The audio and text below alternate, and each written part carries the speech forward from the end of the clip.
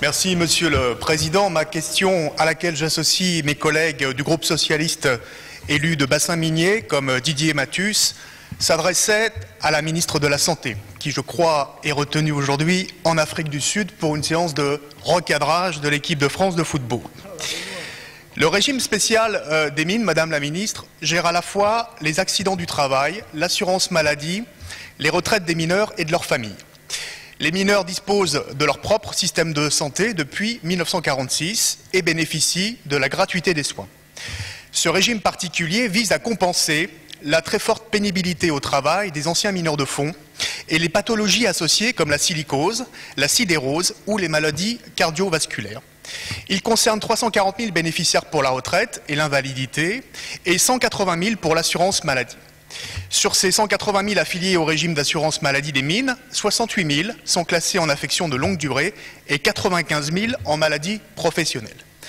Dans le département de la Loire, le régime minier concerne aujourd'hui encore 4 000 affiliés et on compte un centre de santé, 3 pharmacies et 6 médecins miniers encore en activité. Un décret en date du 31 décembre 2009 de votre gouvernement remet gravement en cause le régime de sécurité sociale des mineurs avec la suppression des transports gratuits vers un professionnel de santé, la prise en charge des frais d'hébergement et de déplacement pour les cures thermales ou le remboursement de médicaments en dehors des pharmacies minières.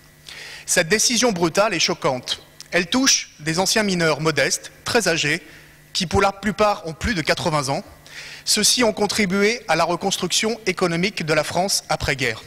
Elle touche également des veuves dont le faible montant des pensions de reversion les place dans des situations de grande pauvreté. Elle va laisser beaucoup d'affiliés sans offre de soins accessibles à proximité de chez eux et pourrait les conduire à devoir renoncer à se soigner.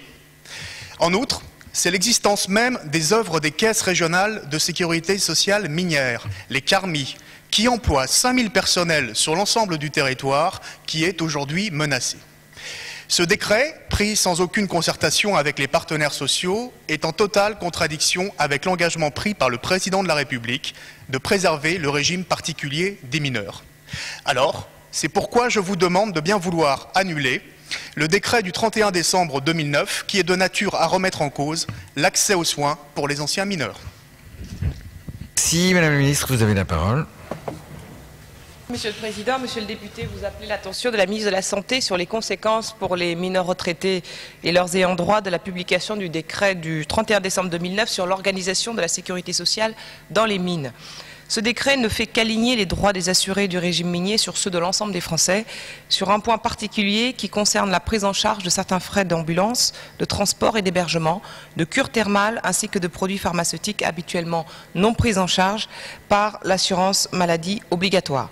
Ces remboursements dérogatoires étaient hétérogènes d'une région à une autre en fonction des décisions de prise en charge des caisses régionales du régime minier et avaient été maintenus de manière provisoire par un décret du 24 décembre 1992. Le gouvernement peut vous assurer que le décret dont vous parlez, celui du 31 décembre 2009, ne remet absolument pas en cause le principe de la gratuité des soins prévus depuis 1946 pour les miniers. Toutes les prestations prises en charge par l'assurance maladie obligatoire restent remboursées à 100% dans le régime minier sans ticket modérateur. En outre, le régime minier est le seul régime spécial à ne pas appliquer les dispositifs de participation forfaitaire et de franchise médicale instaurés par la loi du 13 août 2003 et la loi de financement de la sécurité sociale pour 2008. La suppression du dispositif dit du 2.2b maintient une exonération des participations forfaitaires et des franchises médicales, pourtant acquittées par tous les autres assurés.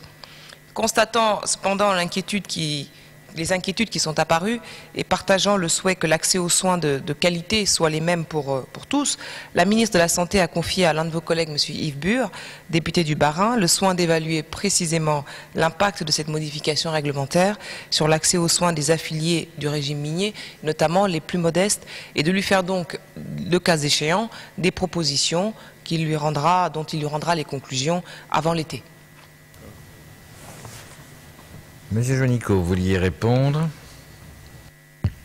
Oui, Monsieur le Président, simplement d'un mot pour dire que la réponse du gouvernement, par les mots de Ramayad, la ministre, ne peut pas nous satisfaire.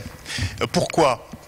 Tout simplement parce que le régime particulier des mines, s'il a été mis en place en 1946, c'était pour porter reconnaissance à une catégorie de travailleurs et un métier particulièrement difficile et particulièrement dangereux. Aujourd'hui, ce décret, bien évidemment, rogne un certain nombre d'avantages. D'ailleurs, si ce n'était pas le cas, la ministre Bachelot n'aurait pas commandé une mission à M. Yves Bur, notre collègue député, pour évaluer ses conséquences sur les plus modestes. Et donc, il y a bien un problème. Sauf que M. Yves Bur devait rendre son rapport au plus tard fin mai, nous sommes maintenant fin juin, et que maintenant, depuis le 31 décembre, ce décret s'applique dans sa grande dureté vis-à-vis des affiliés et des retraités mineurs.